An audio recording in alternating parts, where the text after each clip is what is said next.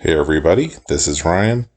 During the course of the podcast, we discuss a brief audio clip that I promise that I'm going to insert, but after an extensive search, I was unable to find the promo video discussed.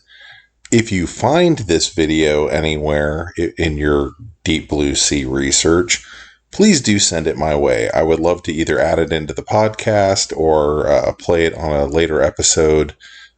We'll find some way to use it and celebrate you. And while you're here, it's something I've been meaning to do for a while. If you could go to YouTube and like and subscribe, that would be lovely.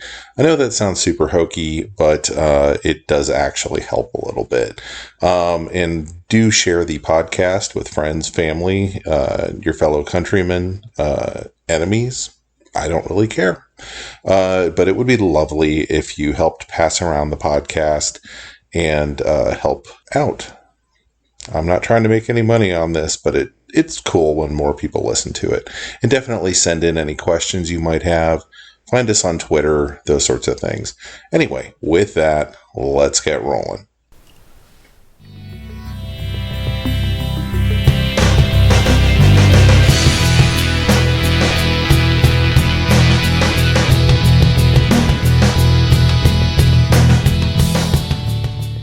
Hi, you've reached the Signal Watch. Movies, television, comics, and more. I'm your host, Ryan Steens. Join me and our cadre of co-contributors as we examine cultural artifacts of the 20th century, boldly explore the 21st, and try to put it all in perspective. Stay tuned. We're gonna try to make this work.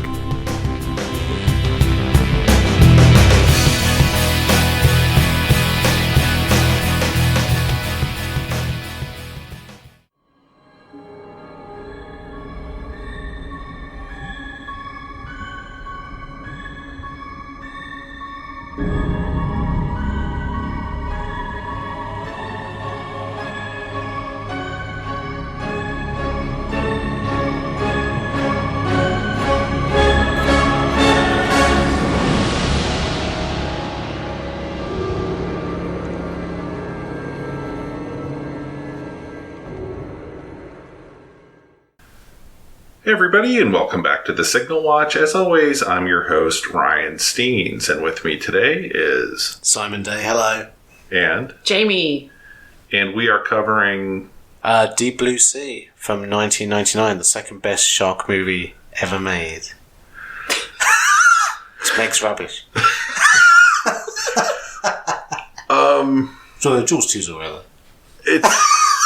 I'm excited because a while back we created a playlist for the Signal Watch podcast. If you go to SoundCloud, and it's called Angry Animals, and this is another entry in Angry Animals. And Angry Animals is one of my favorite genres of film.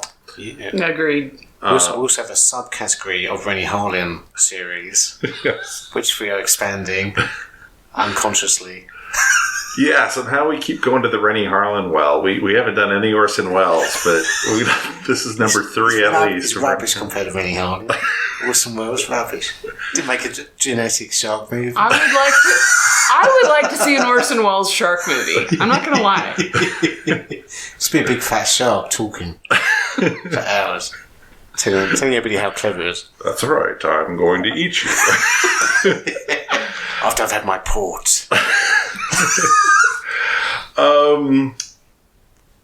Before we get in... Go ahead. Well, I was just going to say, we were supposed to do this last week, but we kind of had a Jurassic Park, Deep Blue Sea type storm that cut off all communications. Indeed. So we had to. So this is a retake. It wasn't quite a hurricane, but... But yeah, so we're back for round 2. That's how much we care about you, the listener, hearing about Deep Blue Sea. Before we get into how we all saw it, blah, blah, blah, I need to put something on the table about this film. You love it. We can wait to decide on that till later. I can't tell if this film is kidding or not. That's a good point. And I just want to use that as my framework. That's a good point. As we walk our way through this movie. I read a little bit about this, obviously, because it's better than original thought. And I read that Rennie Harlin actually said he wanted to not wink at the audience. Mm-hmm. And he wanted to go back to something like Alien. So he wanted he didn't want any big stars. You're not going to get any, really. Okay. But he didn't want big stars. He wanted character actors, so you wouldn't know who would die. And he wanted to make it as realistic as possible, which is kind of really funny when you think about it. The fact that he's taking it so seriously. But he was, apparently. So... Oh my lord. Well, okay. I mean, that's the feeling I get from this movie, is that they were trying to make it more realistic. Yeah. But then you've got LL Cool J. And then they failed massively. Because there's so many points in this where you're like, why is this happening? This would never, the whole setup they have there. Yeah. I mean, and we'll get into that, but... Well, no, it seems to keep switching. I know what you mean.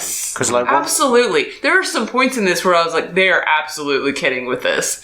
Well, even the storm, because I'm like, it's like a disaster movie, right? You have to have we're doing something a bit dodgy, then maybe the weather or whatever makes it worse. And like Jurassic Park, that kind of brought down the computers. But that's still pretty believable. Whereas in this, it's like a helicopter blows up, loads of stuff happens. And you're like, blimey. And then towards the end they go, actually the sharks planned it all. You're like, really? Did they? So yeah, it's a very strange movie, and we're going into it. So I was just coming out of film school when this movie came out. What year was it? Like 2002? 99. No. 99. So I was just out of film school. So I'm at the height of just being obnoxious about film. But Jamie and I had just moved in together. We were going to the movies all the time, and we'd see this thing. It wasn't a trailer. It was like a promo thing they would show for Deep Blue Sea, and it had Rennie Harlan in it. Yeah. And he'd say, "In Deep Blue Sea, you will see many special effects." It was just a really weird cadence, and so we just started saying that all the time, even before we'd seen the movie. I don't think I've seen this since I saw it in the theater all the way through. Oh, wow. I don't think I have either. And we still probably say that to each other once a month. That's funny. This is true. Mm-hmm. Yeah. So you haven't seen this movie for 20 years then? No. Oh, wow. Okay. I'd seen bits of it on cable. It's one of those things that's on TBS, and you turn it on and you go, oh yeah, Deep Blue Sea, and then you move on. See, I did the opposite, because I remember, basically I was living in this house when I went back to college, about 2000. I was living in this house with these 5 20-year-old girls, and I was 25. And I was like, which sounds great, but it wasn't. And say no, that doesn't. No, it doesn't. Sound like a fantastic plan, but it backfired horribly. It sounds like a sitcom from 1977, is what it sounds like. No sex. I just could never get in the bathroom. Never get in the bathroom. But yeah, one of their boyfriends came around one night, and for my sins, I was a bit poo-pooey because he was like, "Have you seen Deep Blue Sea?" And he was a nice guy. And I was like, rubbish. I was like, looks like a load of rubbish. I'm not going to see that. You need to watch Jaws. And I just blew him off. And if you're out there, I want to apologise to you, sir. Because I must have hired it probably the next year. And I loved it. And then, I bought it and I probably watch it, don't know, every couple of years. I think it's great fun. I think they were trying for fun. But there's so many... the characters just weren't there for me. They were a little boring. I mean, the part of Dina Meyer tonight will be played by Saffron Burrows. Yeah. Because I never saw her again. Mm-mm. No. Well, she did a lot of indie stuff, didn't she? This was a bit weird for her, being in a big budget movie, I think. Yeah. Because wasn't she married to a famous director? I have no idea. Yeah, and I think she did a lot of indie stuff. I mean, obviously Samuel L. Jackson, I knew at the time. Mm-hmm. Yeah. This is the beginning of his snakes on a motherfucking plane kind of era. Really. My biggest memory of this movie prior to seeing it, we went to lunch with one of my coworkers / friends, who has his own movie review site. Shout out to Double Toasted. Yeah, Double Toasted, still going strong. And he just proceeded to spoil the biggest event Oh, yeah. in the entire movie. Which we can say, because you should have watched this before you listen to this. Yeah, it's the best death scene I have ever seen in a movie. Full stop. It is great, and the first time I saw it, it kind of pissed me off. But then I think I really appreciate it now, because it pulls the rug away. Oh, even though I was spoiled on it, and I knew, like, he was giving this giant speech right next to the dive pool, that a shark was going to come out and eat him whole. Yeah. And it was amazing. And it is kind of setting him up as he's going to be the saviour, and he's going to be the one to lead them out. So, Thomas Jane is kind of the reluctant hero. Right. More. Right. Yeah. But I didn't even like Thomas Jane in this. You didn't like Thomas Jane? No. He's so sexy. No. He just was like yelling at everyone through the whole movie, even before. He keeps doing his little twist even when the shark's before about to the eat sharks him. attacked. Twist out of the way. Like his employer shows up at their site, and then he just yells at him. He's like, "You're a dick." What is I do want to... let's back up, because I think there's some things to talk about with this film.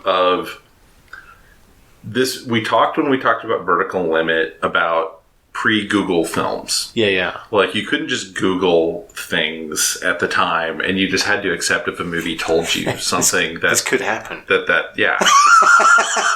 But this movie, of course, had smart sharks. But, I'm okay with smart sharks, because it was the thing, right? It's like everything else, as long as it's real, you can have smart sharks. Well, also, I mean, it gets silly as the film goes on, but I think the initial premise isn't that silly. Yeah. The fact that they're trying to find this cure for Alzheimer's, and sharks don't get Alzheimer's, and she's trying to speed up the trials. Yeah. No, that was all fine. Yeah. Then it started like just ticking off the 90s boxes, and those included like Black guy can't die. Whereas previously he would die. But except they immediately killed Samuel L. Jackson. Well, but he's a red herring. You know what I mean? Sure. But there's a wacky cast of characters who are all like kind of like just like Vertical Limit. All annoying. Yeah, there's like all of them kind of have a thing that they have, and they try and work in like one character bit because they can only have time to do that because everyone's going to start getting popped off as soon as the sharks show up, and all they're going to get to do is scream from then on. Yeah. Well, it's also kind of running from, and we said this before. I mean, you can go all the way back to Westworld, but this is totally taking off from Jurassic Park words. So let's do Jurassic Park with sharks, basically. Oh yeah, that was the pitch. Yeah. This was very much the period when I was in film school, and they were trying to train us as to what is your high concept, what's your elevator pitch that you can say in one breath. Yeah, and clearly they said Jurassic Park with sharks. Yeah. And someone was like, here's $150 million. In fact, Jurassic Shark. Oh! Which has actually been a movie since. So that was a good thing.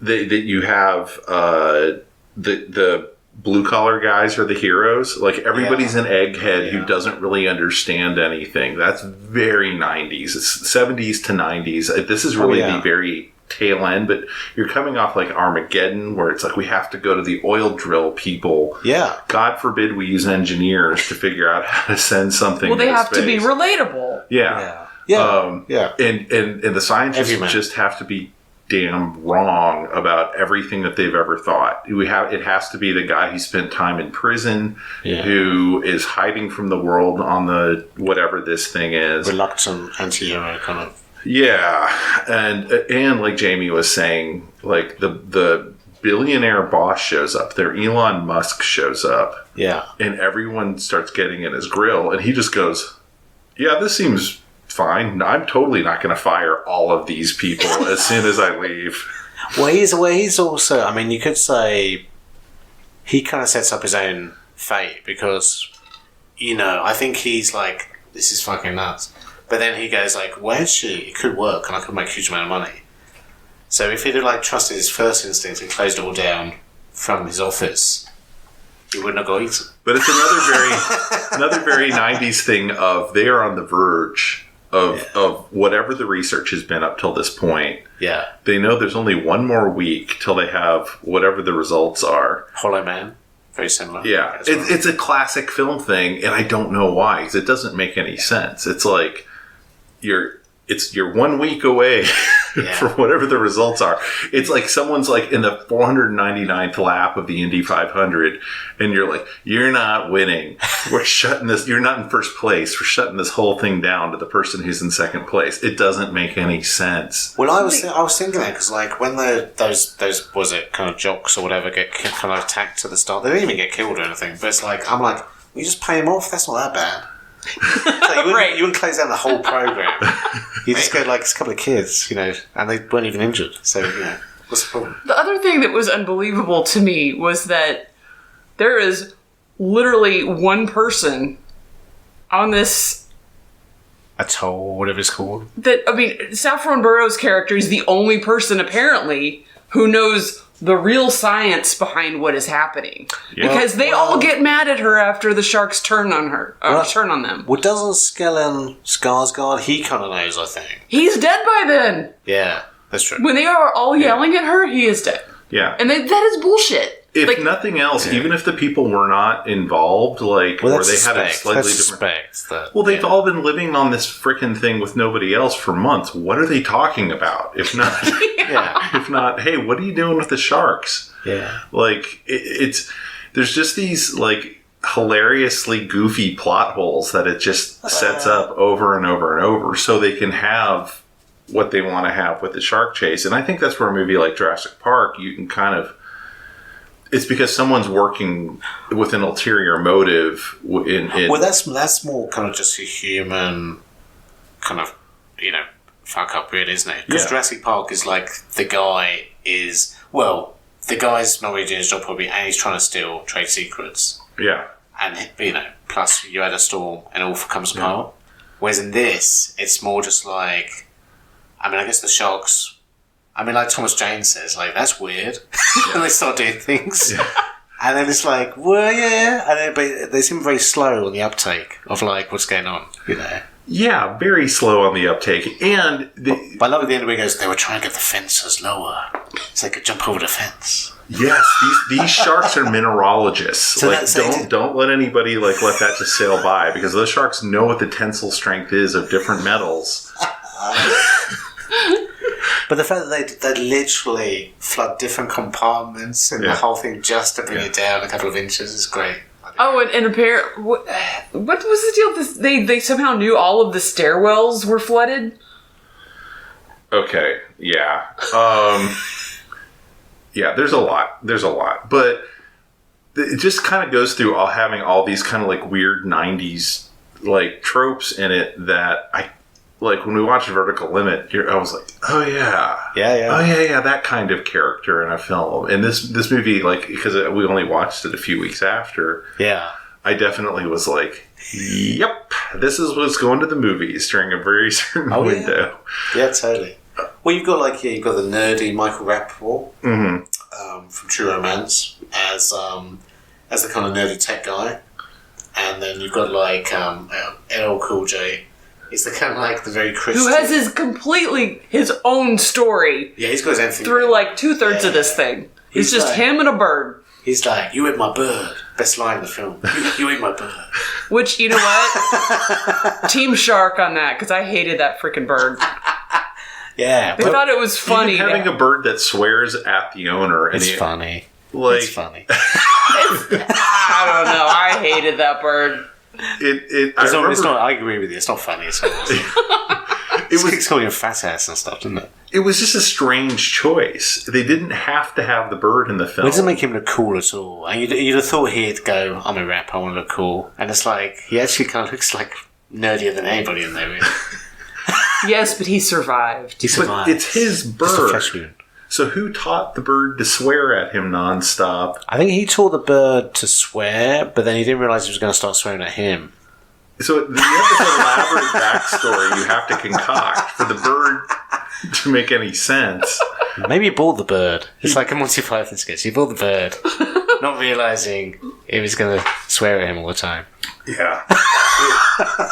This bird is foul. Yeah. It reminded me of in Space Camp, the robot. Oh my god.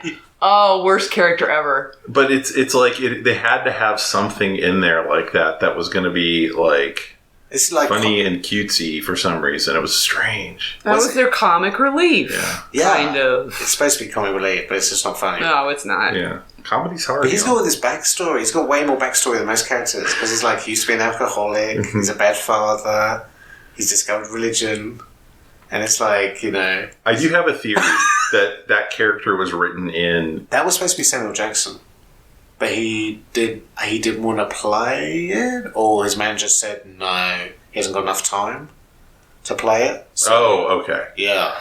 I need to be killed off in the middle of the movie in the most spectacular way ever. I've got 10 more films to make this year. I haven't got time. Exactly.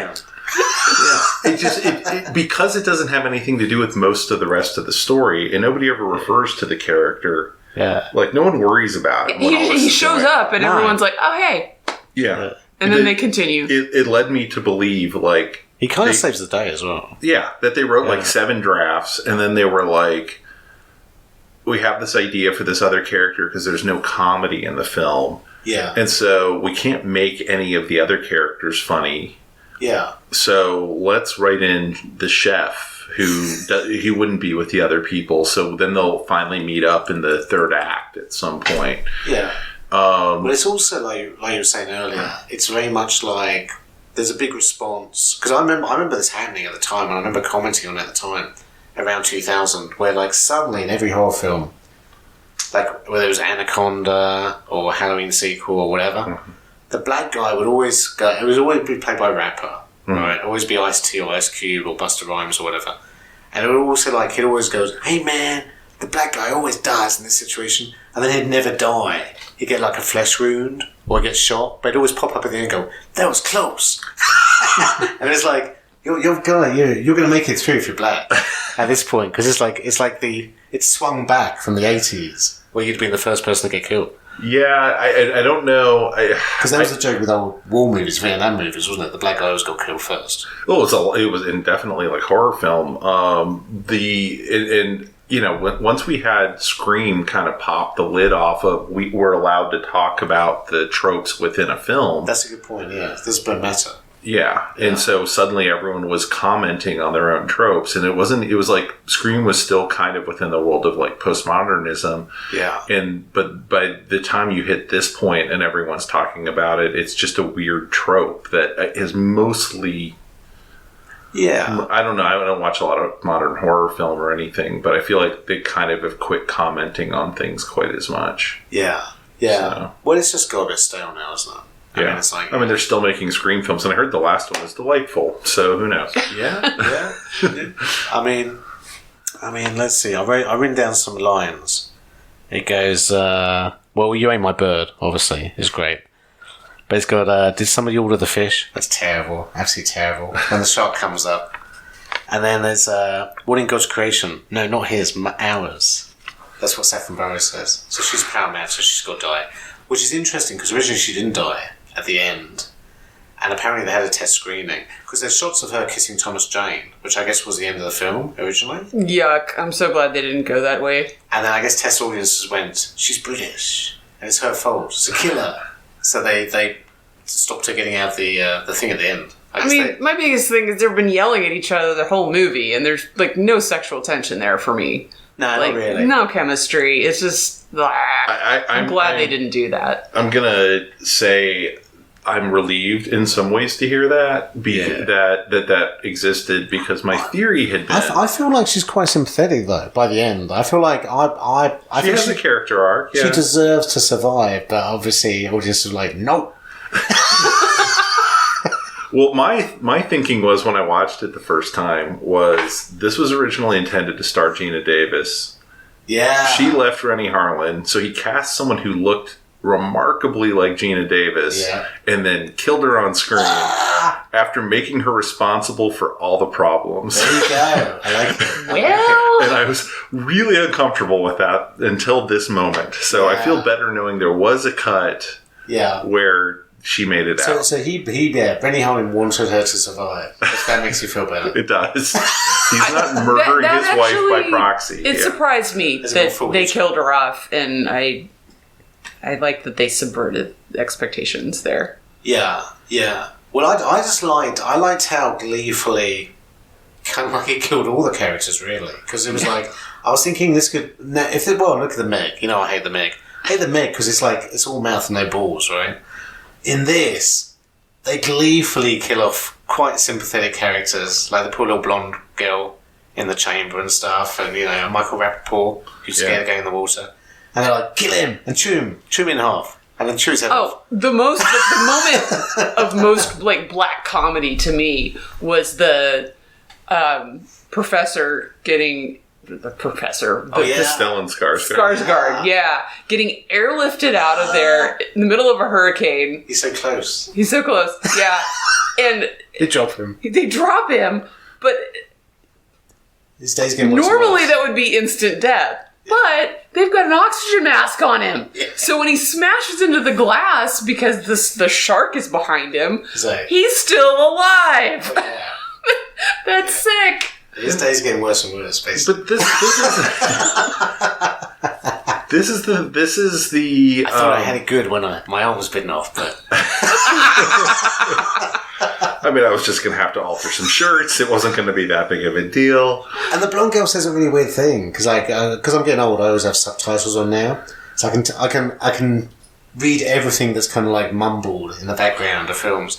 And she was like, "Stay with me. We're going to go and study wolves like you wanted to." And I'm like, "What's going on? Are they a couple?" They are, yeah. I didn't know that. They kiss. Oh, they do? Yeah. I thought they were just like work colleagues and... No, it's a really weird couple, and they Dynamic. didn't have to make them a couple, and yeah. And now that wouldn't be allowed because he's like twice our age and... Yeah, so...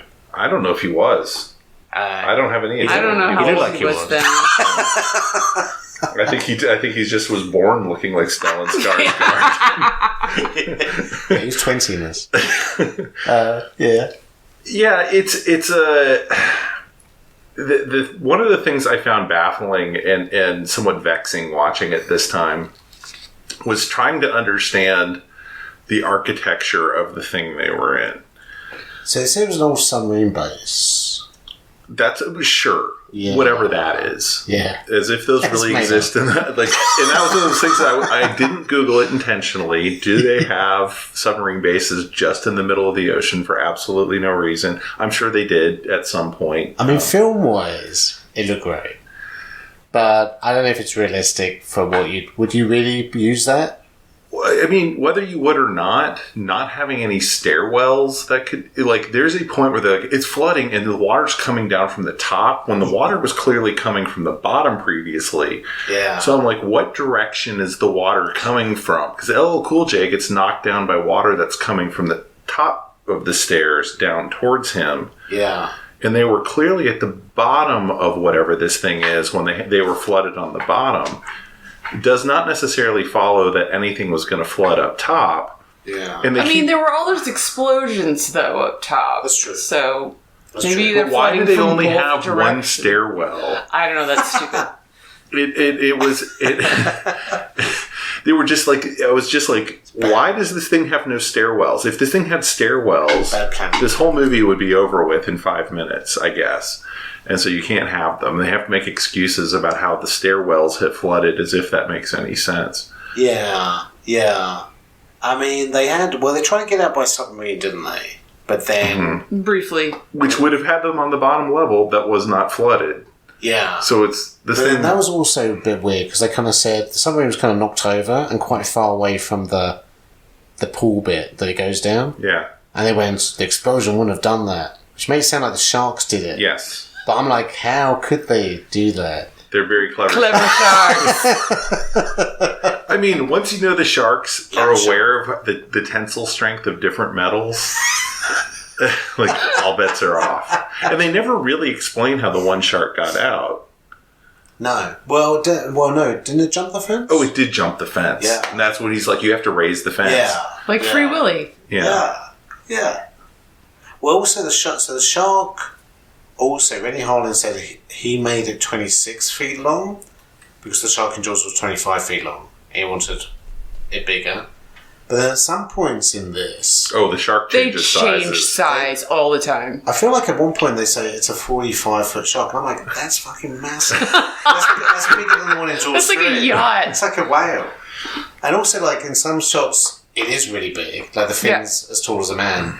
And other ones, you like... Also, it can, like, slither down this hallway. Well, so there was the female shark that was the really big one. Yeah. And then the two males were supposed to be much smaller. It starts off with 3, doesn't it? Mm-hmm. Yeah. And so but nonetheless, sharks taking corridors.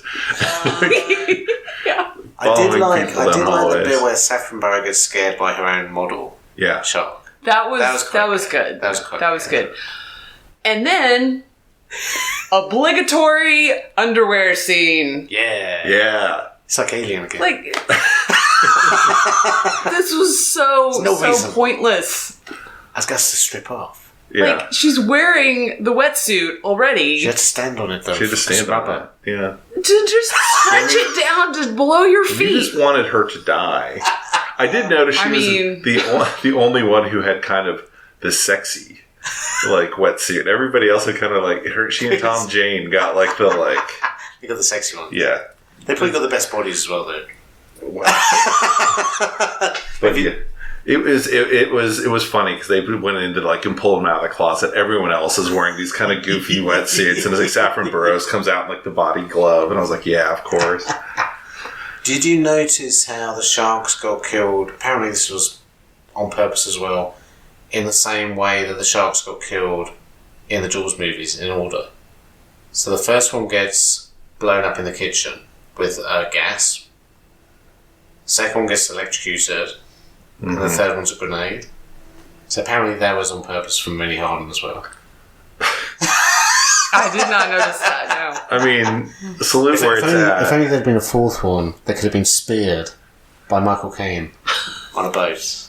Well, and there were, by the way, other sharks that were not smart sharks that they referred to at the beginning of the film that are still supposed to be in the pen, and those sharks are just not a problem for anybody, apparently. Well, in fact, when they escape at the end, I immediately turned to Ryan and said, now they're going to get eaten by all the other sharks. Yeah. Well, I was also kind of thinking Saffron Burrows, I don't want to like undercut her sacrifice, but I was like, is it that bad if it did escape? Because its That's offspring, what I was wondering. its offspring wouldn't be clever, would it? So it would. No. It might kill a couple of people, but it would die at some point. You would just wait for whoever showed up and go, we have to find this shark. We got to spend a week finding this stupid shark that will inevitably show itself. And if it doesn't, then it's not a problem. Yeah, and it's tagged probably. Yeah. That was dumb. Yeah. But yeah, it is a shark. They are sharks who somehow begin to understand electricity. Yeah. They work together. They know how to flood compartments of a building they've never been inside of. Clever girl. They pretend to be drugged when they're not. Yeah. Which I didn't understand because it was drugged. So unless it was pretending. Yeah. Well, It has a bigger brain now, so it needs more drug to get it there. Yeah. I am totally making that up. It's like the movie. It's better than the film. It's a better explanation than the film. but also the shark, after attacking, I think it's after he's torn off Skarsgård's arm, Tom Jane reaches for the shotgun and she releases him. And I'm just like, dude, you're 4 times her body mass. Just knock her over. Like, nothing about that scene makes any sense from her motivation. Wouldn't she just get there faster than him? I felt like she pressed the button while he was still quite far away with the gun. Because he was trying to shoot, wasn't he? But she just got there first and dropped it. Yeah, maybe. But I felt like she was physically touching him, like trying to keep him from getting the gun out. I might be misremembering the scene. Yeah, I'm not sure. I thought she just went for the button, but... Yeah. But it's like... But surely that shark would still be in the pen. Yeah. So you could kill it later. Yeah. Yeah, it's a movie with some issues, to put it mildly. One we have not talked about, we briefly touched on it. Sorry. In relation to Jurassic Park, Yeah. with the hurricanes. Don't have your big show and tell when there's a freaking hurricane coming. Yeah. Yeah. Like, Also, when you only have a skeleton scarf left for the weekend. that always happens It as well. is the year 1999. We have forecasting. Like, that was so stupid. Well, don't have your thing there in the first place if it's going to have lots of hurricanes coming through. Well, Put there's somewhere else. hurricanes everywhere these days, but true. Yeah. Yeah. I mean, it's partly the helicopter, which was out of their control, I guess. But also would not have flown through a hurricane. Helicopters can't fly through hurricanes. yeah. They just can't. It's like that one in Vertical Limit again. Can't get up the mountain. Right. I can't hold it. Yeah, it Only Harrison Ford flies helicopters like that in real life. That's why it keeps crashing. I mean, you're, to some extent, it's shooting fish in a barrel, so to speak. I like it. Deep Blue Sea, that kind of like, I mean, it's got a lot of problems. But that, when you're watching it, like literally minute to minute, I was looking at Jamie going, I can't tell if they're kidding. I can't tell if they're kidding. Like with the various character deaths and... Well, you know, I kind of like that because, like, these days, I know you guys watch the all 20 Sharknadoes and stuff, and like, but it's like I kind of haven't watched those, and I died out very quickly when I know they're kind of taking the piss, because I'm kind of like, I get it, you're spoofing something, but I think that gets old very quickly. Whereas, then you have not borne witness to the Sharknado films, my friend. But I think something can be funny without being pure spoof. it's like my prime example would be The Swarm, because like with The Swarm, they all thought they were making the best disaster movie ever, but us watching it is like, you should have proofread the script because this is killing you, and it's hilarious. And I feel like this to a lesser extent, I think this is made totally seriously, but we're just laughing because we're quite wise, and they've kind of not quite, kind of like, you know, shaved the sides off or the corners. It's easy to kind of say, well, they were trying to make something fun and an entertainment. And, definitely. And I think that, you know, I applaud that idea. What is hard to kind of wrap my head around is anyone read the script. And I mean, they're all actors for hire. Like you said at the beginning, none of these people were like big name people except for Samuel L. Jackson at this point. Yeah. And so they're going to just take the job. Big. He wasn't like Marvel big. Like he was later. He was at the time, I mean, almost immediately after Pulp Done Fiction. Pulp Fiction and That's that kind of... true. Yeah. That's true. Yeah. I mean, he's coming off to like Jackie Brown, I think, at this point. That's true. So, Yeah. he's at least a household name by this point. And so people, I'm sure, showed up to see a Samuel Jackson movie. But I would say this to answer your question, though. I would say, so the song at the end, which I find very funny, is like LL Cool J singing, "Was it my head is like a shark's fin?" And I think he's singing that song totally straight. He's like, I've written a song for the film. yeah, But you just laugh when you hear that. the song is not great. No, it's terrible, but I was laughing. Yeah. And then it's followed up by, because we fast forwarded just to see if there was anything at the end, which there's not. Mm-hmm. And whatever song was after that was Nothing like Spider-Man 2 Bad. Yeah, it was another one of those like we've had corporate synergy and we have some grunge band we're trying to push to the forefront. Soundtrack's all rap artists, I think. I kind of had a look at it the other day. There's two. I think the actual score's pretty good. I can't remember who did it, but that's actually pretty decent. But yeah, all the songs are like one of those corporate, let's get a bunch of rap guys, because the kids like rap. Yeah, it's it is interesting that it kind of ends with Saffron Burrows blowing herself up. I do think it's an interesting Getting eaten. Right. Yeah, I guess that's really what happens. I was just remembering the like blood shooting out of the water, which seemed like way more than what her body would have contained. Well, there's so much going on because you've got like LL Cool J suddenly wakes up and starts helping, and then she's getting eaten, and then Thomas Jane accidentally gets shot through the leg. Yeah, But then he manages to hang onto the fence as the shark goes through the fence. And then, like, the sharks are zipping away with the line coming out, and they still blow it up, and it's like, it's kind of great, But it's like terrible as well. It's like imagine the end of Jaws if it was rubbish and turned up to 11. I think some of my issues with this movie are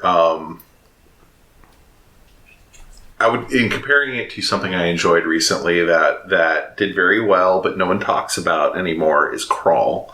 Oh yeah. We did that, didn't we? We did. Yeah. And it was done completely straight. Yeah. It was, but nonetheless, it's all like looks straight.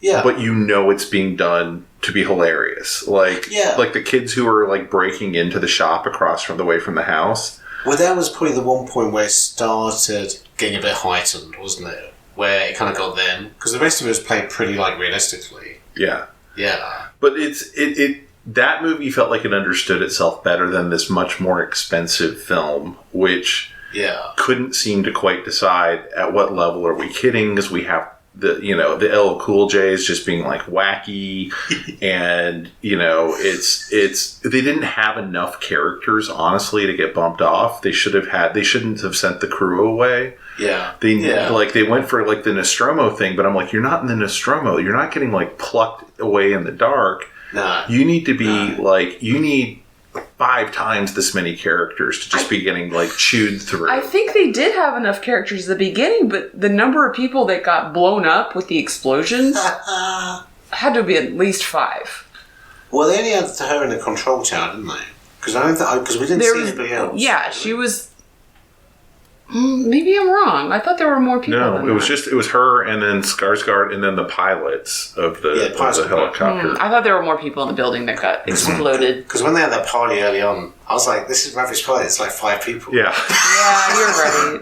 And they've worked for them for years. So it's like, and Crawl only had like 2 or 3 primary characters, 2, really. and they managed to make it work because they're like, oh god, there's alligators there, the water's rising, there's like all these things that just like keep escalating the adventure.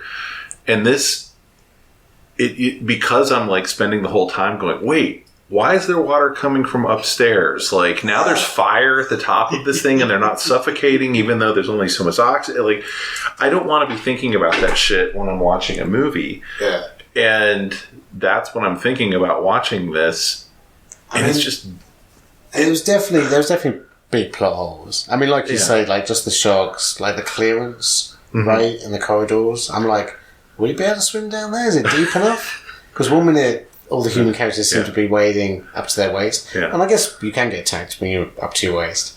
But I mean, also, it just seems to keep changing, like the dynamics and the dimensions. And I would love to know what the drag coefficient was on the very slow-moving shark gradually pushing Skarsgård towards the window, and then it just blows up. Yeah. And you're just like... Jaws 3 style. You were going 3 miles an hour there. Like, you would have gone clank. Just bumped up. Which would have been, by the way, horror enough, right? Yeah. Oh, yeah. But they decided that had to be the thing that, like, and I'm like, well, if you're going to do that, fine, but you need to accelerate that scene by, like, 3 times the speed the shark was moving at. Or something else should have happened, like he was already weak. Yeah. Maybe, Yes. Yeah. Because apparently, though, that shot where they were running away from the glass when it blows up, that was kind of like a mistake, where the actors are all running away because the water came in too early. And I guess he just said, they look good, we'll keep it. So they kind of went back and retroactively kind of said, okay, the window breaks, we'll have the window break. Because they kind of flooded it and all the actors got washed away and we're like, oh shit, trying to get out of the way. That looks good. They definitely also, because of the way it's cut, has a bit of... I remember going to see Alien versus Predator in the theater. Yeah. And I don't know who the actress is in it. I just remember her being very pretty. Oh, yeah. Her running away from fire as it's... Like, so she's outrunning fire. Only Sylvester Stallone could do that. You're right. And the dog from Independence Day. The dog's allowed. Yeah. The dog's given a pass. That would be fried dog in real life. But they're running, like, the water is just... They're running faster than water is flowing in, but it also keeps changing shot to shot, like where the water is. Anyway, it's just a... You wouldn't just have 2 feet of water on the ground if the window blew out. Another little thing that took me out of it was when LL Cool J gets himself into the oven, Yeah. turns it on. Well, the shark turns it on by accident. Shark turns The shark. Okay. Maybe by regardless, someone turned on that Maybe on oven, purpose. which is flooded. Yeah. Do ovens work underwater? Oh. Never tried it. Well, I also don't think they suggest that there's only a thin layer of foil between your two layers of your oven. I had a harder problem with that. Yeah. Like chopping through. And you can apparently just crawl through after you've chopped metal and peeled it through, and you get through with no cuts or scrapes at all. Oh, yeah. After using an axe to do it. He would be sliced to pieces. Yeah. Yeah, I kind of enjoyed that scene, I have to say. Him in his own oven. He did a little bit. The first 10 minutes of him wandering around, Ryan and I were looking at each other going, he would be frozen. Mm-hmm. Yeah. And then he finally said, "Oh, it's chilly. Yeah. This water's chilly." Didn't they do that in something else there? They did that in another film where it was like, they'll be dead. Just from hypothermia. It's like, Absolutely hypothermia. Yeah. Well, apparently they used the same tanks as Titanic to film this in. In Mexico? Yeah. What else are they going to use it for? Yeah.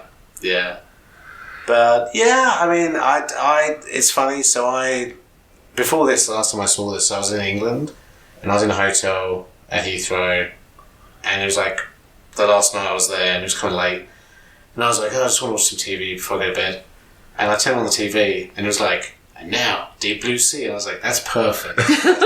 Have to use my brain at all, and it's just it is just purely entertaining. It's just like no brain. It's the opposite of the sharks getting cleverer.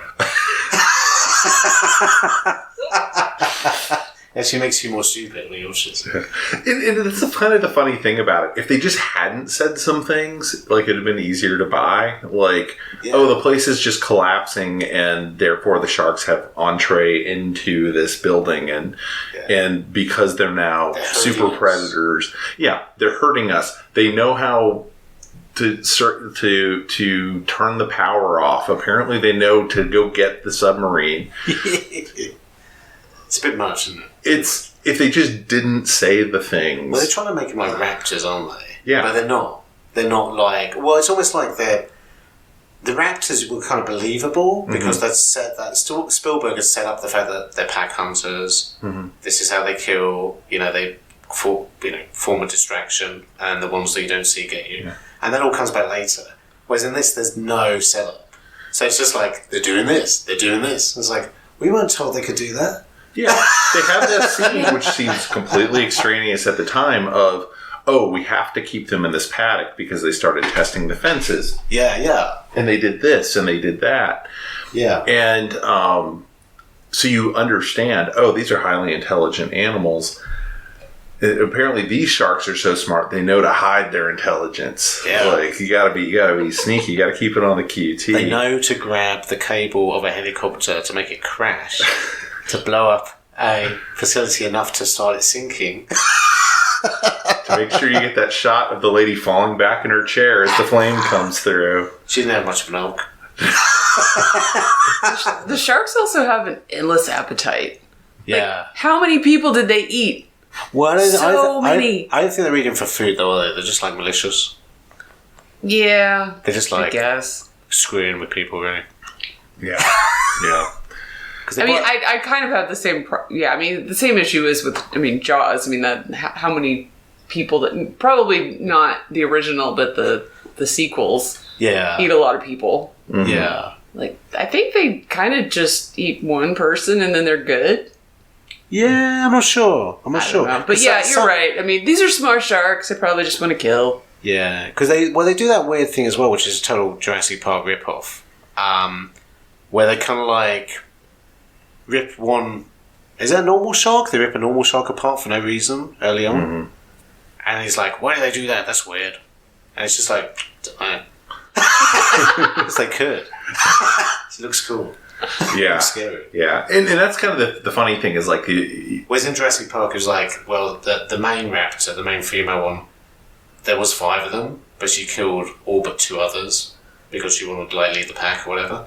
And it's and it's just it's kind of the poor man's version of but it sounds cool, but we're not really going to explain it or understand this, is it? Right, that's the big thing. Is it feels like they didn't understand enough of how Jurassic Park worked, which, I mean, Spielberg, and knows how to keep a script together, but... this is like the Miller Lite version of yeah. It's like we don't need to worry about why. We could spend 5 minutes thinking about it if we're going to bring a whole film crew to the middle of the ocean, but we're not gonna. Screw that. Well, I mean, going back to Rennie Harlin, this was a hit. I believe where are my figures? I believe it kind of cost something like 70 million, I think. And it actually made, can't see my figures actually. I think it made something like 100, oh there you go. It made 160. So it wasn't a huge profit, but it was a profit. Mm-hmm. And I think he obviously totally wiped out on Cutthroat Island, which had lost a huge amount of money. Also Long Kiss Goodnight, which we love, hadn't made any money. Mm-hmm. So this was his first, he was kind of desperate for a hit, because he hadn't had a hit since Cliffhanger. Mm-hmm. And this kind of put him back in the game a bit. So, so I think he was pretty happy about this, But it's also kind of the last thing I remember him doing. Yeah, I don't think he really built on it. He was like, no, I did it. I'm going to go back and go do TV or something now. It was funny, going back to that, like, promo thing, one of the big thing that we're pitching, which I thought was even strange in 99, was... he was touting there will be many special effects.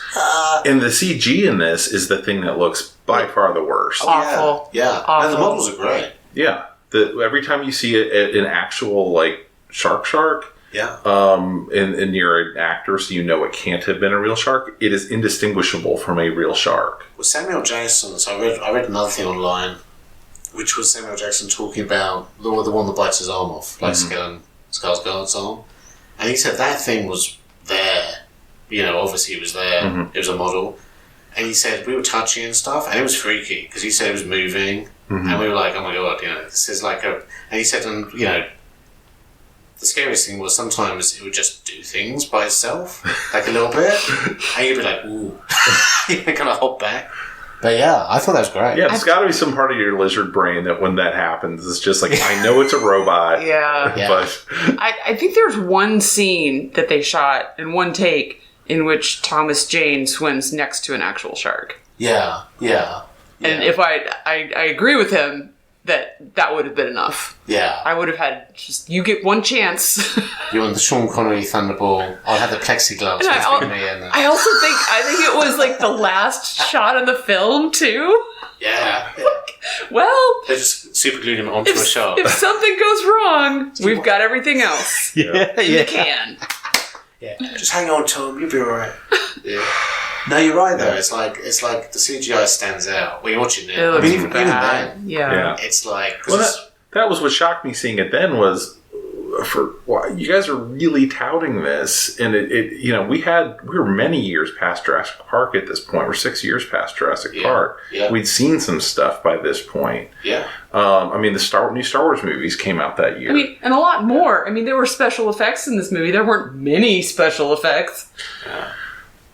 Yeah, I mean, a lot of it, as far as special effects go, was like, it's flowing water, it's sparking electricity, because there's a lot of time of them like walking down hallways and talking about what they're about to do. Yeah, you have a fairly substantial amount of time before you get to the first incident. It's really the first act closure when you have the first accident. Well, it's like you were saying before. It's again, like we were talking about Jaws 3. Really, it's a disaster movie again, isn't it? Mm-hmm. And it just happens to have menacing sharks in. Yeah. But it is like an Urban Allen movie. Mm. It's like, this thing's sinking and we gotta get out.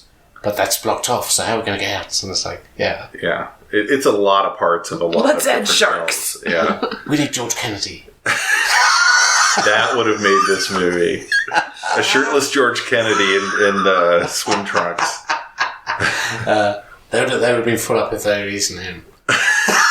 They wouldn't have wanted anything else. He's gamey. We can't even get through the flesh. Too tan. I mean, I'm still very fond of this. I can see its failings, but it makes me laugh when I watch this. I will say, the first time I watched it, I both loved it and hated it. And this time I just enjoyed it for kind of what it was. Like, yeah, it's cheesy. Yeah. Cheesy fun. It's not gonna get put into my rotation of things to watch. I'm not gonna lie about that. I think there are better shark movies, and I still haven't seen 47 Meters Down or whatever. So Name them, sir. Better shark movies. Now I've said it. Now I've got to put cards on the table. Well, Sharknado 1. Oh. Sharknado 2. Oh dear. Sharknado 3. Santa Shark. I mean, I've gone on record saying I do enjoy shark movies, but the ones that are too real, like the people being trapped in cages or being trapped out in the ocean. Oh, you couldn't get me to watch the Blake Lively one. Yeah, I could not do that. Yeah, that's just not for 2 hours. Yeah, nope. Well, those are funny as well because there seems to be this trend where they make it really realistic, but then the last 20 minutes it just goes like really stupid and like way too much dodgy CGI again. And it's like, so the Blake Lively one, it's kind of like this great build up, and then at the end it's just like, I'm gonna spear it with this penknife, and you're like, what? What's going on now? This would never happen. It's like, you know, they wrote a great scenario, but there's no way to actually complete the scenario without our hero being eaten. Right. Yeah. Or stuck on a rock until they die. Yeah. But yeah, no, this is, I mean, for me, this is just cheesy 90s fun, and I don't expect much from it, but it's kind of, you know, it's fun. It's a good one to kick off. We're in late April. As we look into the future of what the summer will bring, I think it's a good indicator. Shark Week is but 3 months away. Oh yeah. I got some, like I was saying earlier, I got some plans for some more aquatic monsters. So keep tuned. You're like, no. No, I'm excited. It is funny how different movies get taken like really seriously, and I have a hard time telling them different. There's one that came out not too long ago with what's her name from Twilight, Kirsten Johnson.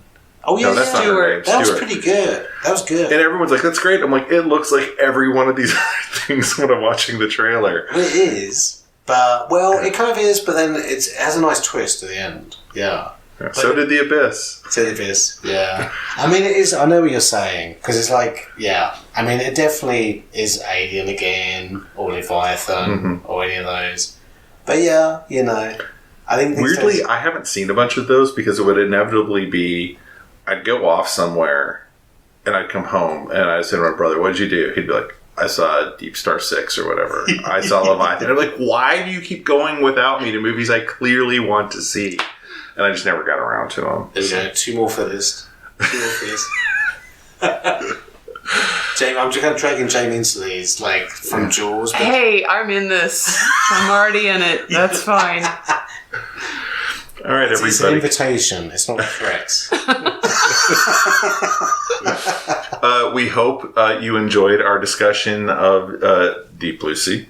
Apparently, we're going to be doing a series of aquatic thriller, action, horror, angry animals, sci-fi, yeah, westerns. And so join us throughout the next several months as we go on this series. And Jamie, any final thoughts on Deep Blue Sea before we call it a day? I just like sharks. Don't experiment on sharks. I guess. Yeah. Good thinking. Yeah, I think that was a big takeaway from the film. Simon, any final thoughts? No, I agree with that. Probably add much to that. Or if you do experiment on sharks, stand further away from them. It's true. Everything could have been avoided if they would have just stayed like 6 feet away. Just have your hypodermic on a pole. Yeah. And just, put them. Sound advice. Jamie pointed something out. It raised some interesting questions. She asked me... Rivets flying out of doors. Sorry, I just have to add that, because I forgot that earlier. That made me laugh as well, because that happened a lot with nobody getting basically killed. Right. Because it was like, it would have been like a bullet, wouldn't it? Mm-hmm. Yeah. And they were like, this one past this other door, where the rivets going ding, ding, ding, ding, flying out. That happened a lot. They seem to have very intentionally dressed one of the scientists exactly like Laura Dern from Jurassic Park. Oh, yeah, the blonde. Yeah. Yeah. She was. You could tell she was fish food straight away though. Yes. When she came on. Yeah, and Jamie said, I know you like that on Laura Dern. Does that work for you with her?" And I was like, and that's why. Yeah. I was like, "She's fish food. She's fish food. Yeah, she's gone. Yeah. You can almost tell which order they're going to die in. Yeah. She was being too chirpy when the guy showed up, and it's like, "Oh, I'm happy that you're here." It's like, "You're dead. You're so dead." Well, she also. She's like, I guess Saffron Burrows. Well, Saffron Burrows is kind of a weird one because she's kind of a villain, but she's also a bit the Sigourney Weaver. Whereas the blonde one is obviously the, "We're going to die," and it's like, "Well, you're going to die first because you keep saying we're going to die." I mean, I didn't really have the hate for Saffron Burrows' character that they wanted me to have because everyone should have known what she was doing. And she kind of, I mean, she's. I would say by the end of it, she's badly focused. But she's doing it for the right reasons. Yeah. And it's like... Had they not bitten the dude's arm off, that experiment would have changed the world. If she had cured Alzheimer's, she would have been a friggin' hero. I mean, it's a bit like... To kick back to Jurassic Park. I'm wearing a Jurassic Park t-shirt, by the way, which is pretty why I'm obsessing on Jurassic Park. Because I'm simple-minded. Just look in the mirror and I go, ooh. But it's as though, like, if we had Richard Attenborough in Jurassic Park just get horribly eaten in the last 20 minutes. And it's like, he wouldn't have really deserved that. He was just trying to make a nice fun part. You know? In the book, maybe more so, because I think he was a bit more of a dick in the book. But in the movie, no, he's just, misguided. Yeah. It's a really weird movie, and if they keep insisting, and by the way, bringing in the LL Cool J character and it's almost bringing like in this anti-intellectual a little bit. Isn't it? 1,000%. They just like the chef is clearly saved because he's Christian. He's Christian, and he's thanking God for everything that happens, which it is what it is, and I don't think that's necessarily wrong. But the film itself, like Tom Jane, who's the big lunkhead, is clearly the one who's always right. The scientists don't know what they're doing. You never should have played God. And it's like, this is how science works. Yeah, you do experiments. Yeah, you try new procedures, and you learn things, and then people get medicine. Yeah. That's how it works. You gotta take some Like, risks. you can see him running through Bayer, just like slapping vials out of people's hands. Like, don't you dare make Tylenol better or whatever. It's just. Well, it's also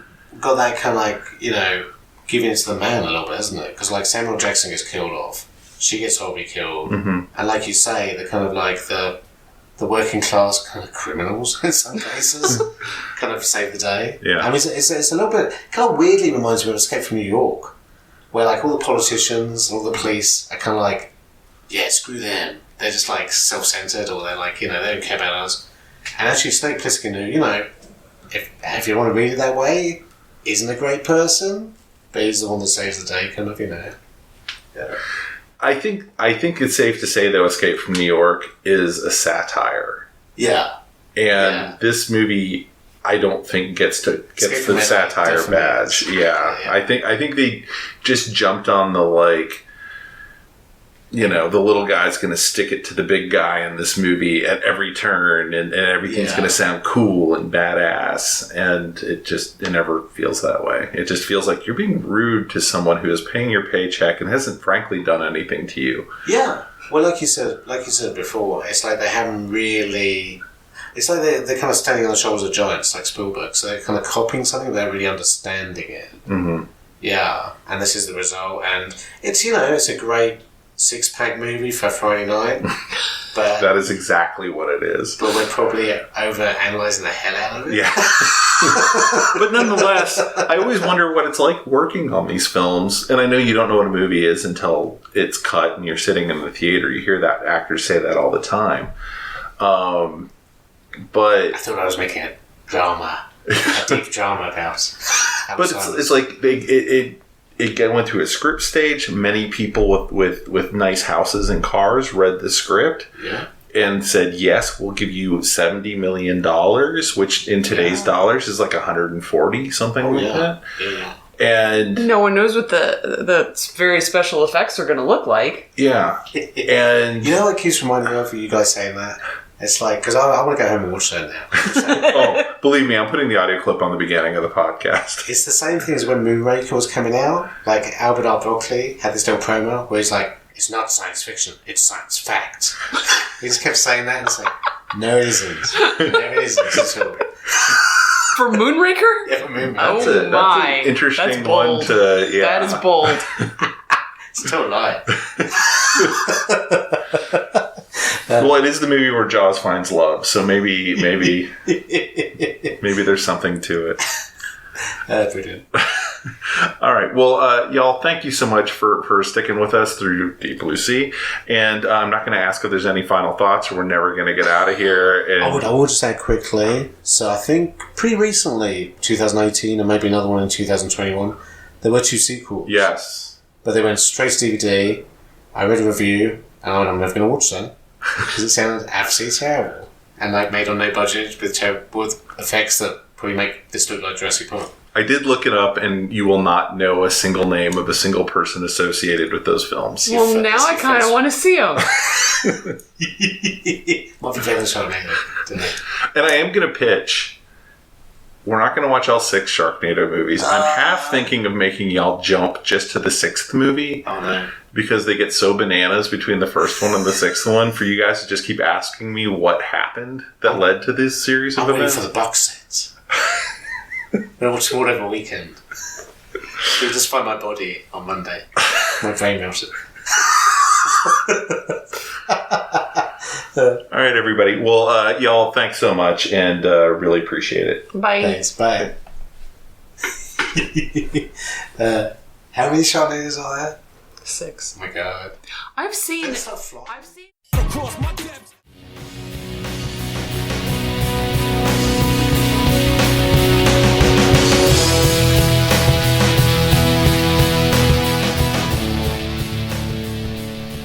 That about wraps it up for this edition of The Signal Watch, a production of the League of Melbotus. Thanks for sticking with us. If you enjoyed the podcast, we invite you to drop on by the Signal Watch blog, where you'll find write-ups of a wide variety of movies and more. We'd love to hear from you, so find us online and let us know what you think. Whether you prefer email, blog comments, or social media, we'll be happy to hear from you. We'll be back soon with more exceedingly high-quality content.